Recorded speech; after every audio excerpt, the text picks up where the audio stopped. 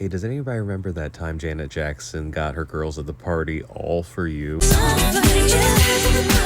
This is one of the best 2000s pop songs in my book, and it starts off with that iconic a cappella hook.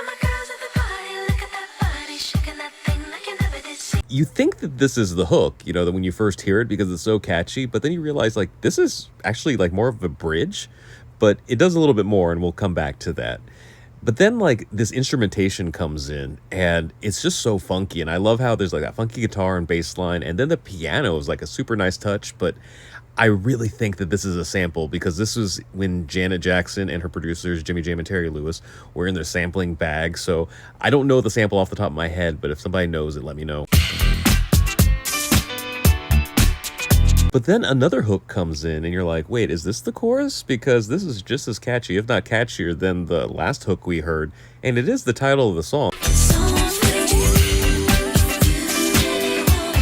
And yeah, for the most part, this seems like the chorus because it repeats the most. But let's not forget about those verses. Like, Janet sounds fantastic on these. Like, to me, she is the archetypal pop star. And there hasn't been one of these in a while, but there's that Y2K pop boing.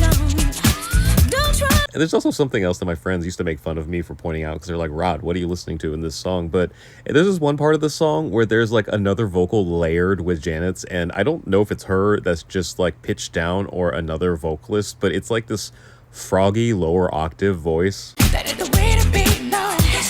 Then in possibly one of the most satisfying outros in 2000s pop, Janet reveals that the hook we heard at the beginning that was kind of the bridge and the chorus we heard throughout the song can combine and become like a super hook.